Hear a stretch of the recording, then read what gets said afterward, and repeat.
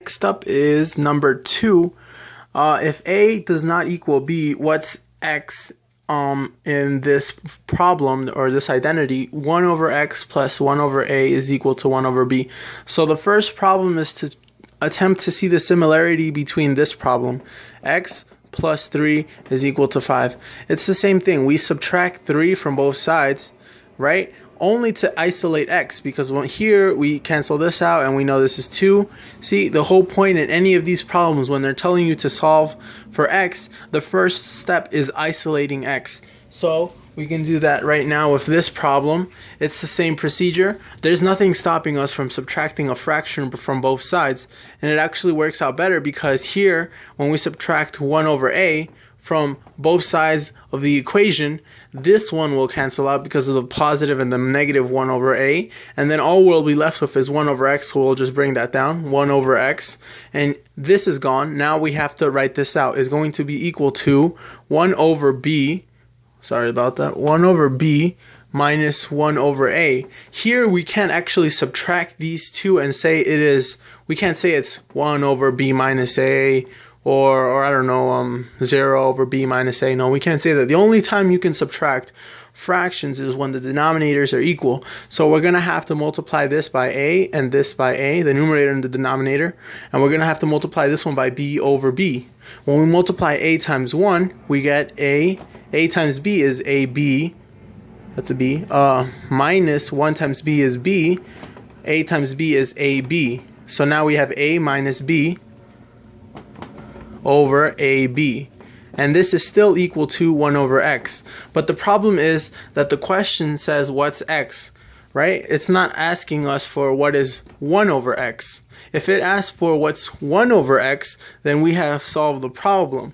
But the problem is that it's not asking for 1 over X, it's asking for X. So another possibility to continue further on is, one, you can use the properties of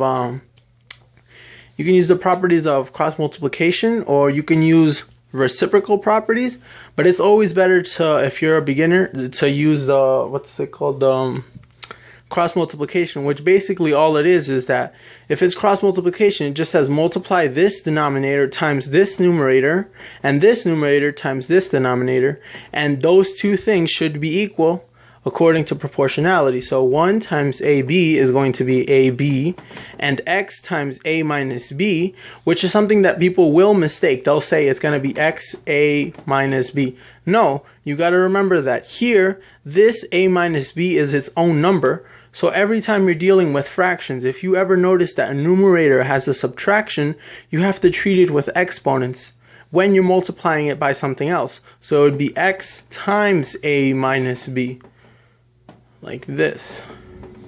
And we could make the mistake of distributing it. Well, it's not actually a mistake, but we could distribute if we wanted to, but it will only make the problem more difficult because we're going to have to redo a step. Why? Because if we would distribute, we would get AX minus BX, okay, is equal to AB. Now we want to isolate the X, so we're going to have to factor out an X, which will bring us back to here. We factor out an X from here, we get A. We factor out an X from here, we're going to get B. So we're going back where we started, so it's always better to keep it this way.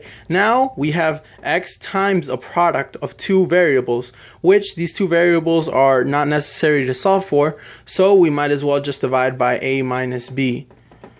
And this cancels out, and then we subtract here with A minus B, and then we're left with X by itself, and X is equal to A times B over A minus B.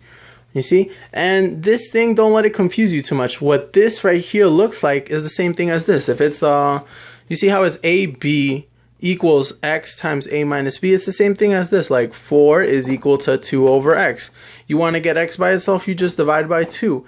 You shouldn't let the numbers confuse you. Even though it's a number, this 2 can also be represented with A minus B. A could be 3, B could be 2. I mean, A could be 4 and B could be 2. 4 minus 2 is 2, so in a way it's still this. But either way, like if it's in parentheses, as long as you divide it by the same value and it's being separated by a multiplication, then it's possible to just divide this from both sides.